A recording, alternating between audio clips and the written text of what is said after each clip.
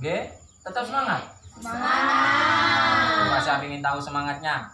Saya ingin tahu tepuk semangat. Saya pimpin ya. Ya, Pak. Prok prok prok se, prok prok prok ma, prok prok prok nga, semangat. Terima kasih. Sebelumnya kita telah membahas terkait apa itu pengertian dan contoh eksploitasi terhadap anak. Sekarang saya akan mengajak ibu-ibu untuk menjelaskan terkait buku pintar. Dibawa ya buku pintarnya ya. Nah, saya akan bagi 3 kelompok. Kelompok 1 di sebelah kanan saya, Mbak Wiwin dan teman-teman, ya. Kelompok 2 Bu Titin di tengah. Ayo Bu Titin di tengah sama Ibu, ya. Terus kelompok 3 di sebelah kiri saya, Mbak Winda dan kawan-kawan. Siap, Pak. Ya, sudah ya, sudah dibagi per kelompoknya. Coba dibuka buku pintarnya itu ya, halaman sesi 14 langkah kedua. Di sana ada buku cerita gambar 1 untuk kelompok 1, buku cerita gambar 2 untuk kelompok 2, dan buku cerita gambar 3 untuk kelompok 3. Paham ya ibu-ibu? Paham. Jadi kelompok 1 buku gambar 1, kelompok 2 buku gambar 2, kelompok 3 buku gambar 3. Oke, saya kasih waktu 5 menit untuk berdiskusi, dan nanti setelah itu kelompoknya diwakilkan 1 orang untuk menjelaskan ya ibu-ibu. Terserah siapa saja untuk menjelaskan apa maksud dari cerita gambar tersebut. Oke, saya kasih waktu 5 menit. Sudah waktu?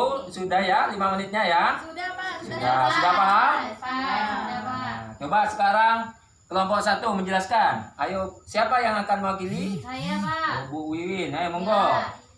Di sini menceritakan seorang anak yang bekerja menjual koran. Menjual koran ya. Kemudian pada suatu saat ketika dia sedang berjualan koran, dia ini kebetulan ada di depan sebuah SD. Jadi dia melihat teman-teman sebayanya ini banyak yang bersekolah, sedangkan dia sendiri tidak bersekolah. Dia merasa nelongso gitu ya, Pak. Ya. Kemudian itu hasil dari pekerjaannya itu diberikan kepada orang tuanya yang kondisinya sepertinya itu kurang mampu ya, Pak ya. Nah, terus pada saat teman-temannya bersekolah sudah lulus, dia tidak sekolah, Pak, tapi masih bekerja. Sudah ya Bu? Iya, sudah, Pak. Sudah. Terima kasih untuk kelompok 1. Kita kasih tepuk keren. Prok prok prok. Wow, keren. Terima kasih. Apa tanggapannya mungkin dari kelompok lain terkait cerita gambar pertama? Mungkin Mbak Winda? Saya, Pak, Ya Bu Winda, monggo. menanggapi cerita dari pertama yang dibacakan Bu Wiwin tadi tentang anak berjualan koran ya. Ya. Nah, kalau saya melihat dari sisi Pak, saya sendiri kan orang nggak mampu, Pak, sebagai orang tua. Kadang itu kan juga kalau anak membantu anak mencari uang lewat jual koran itu kan juga nggak apa-apa, Pak. Gitu ya kan, mungkin anaknya itu sudah niat membantu orang tuanya gitu. Karena melihat orang tuanya nggak mampu, akhirnya dia itu memilih meninggalkan sekolah, terus lebih memilih untuk berjualan koran, membantu orang tuanya mencari uang. Terima kasih untuk Bu Winda. Luar biasa ya tanggapannya. Selanjutnya kelompok 2. Mungkin siapa yang mewakili? Oh, Ibu Titin, nggih, monggo, monggo. Di gambar ini diceritakan seorang anak membantu orang tuanya untuk memecahkan batu. Memecahkan batu. Lama-lama anak ini terbaring sakit.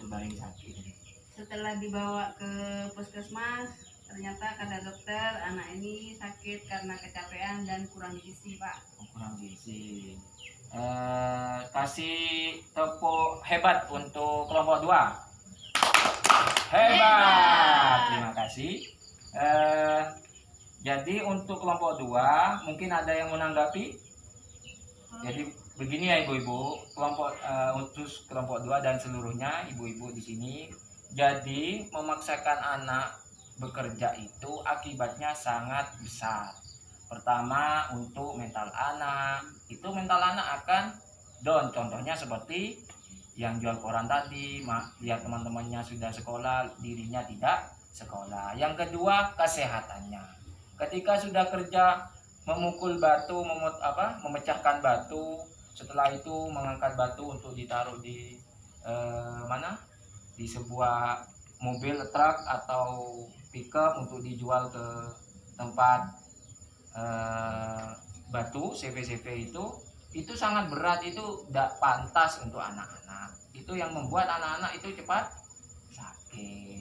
Itu juga beban ke orang tua. Maka dari itu tidak ada paksaan untuk anak untuk kerja, itu termasuk eksploitasi. Itu ya.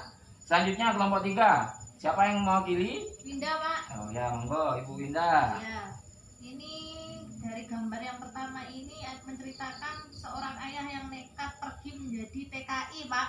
Oh, TKI. Ya. Apa TKI itu, Bu? Tenaga Kerja Indonesia.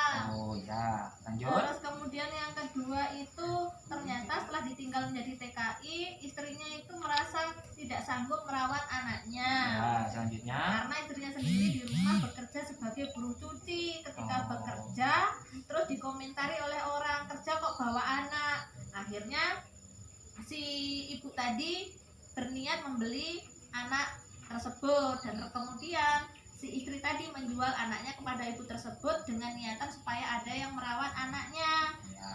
Nah, ternyata salah, Pak. Di gambar berikutnya itu menggambarkan ternyata anak yang dibeli tadi bukan untuk dirawat, ternyata untuk diperdagangkan kembali.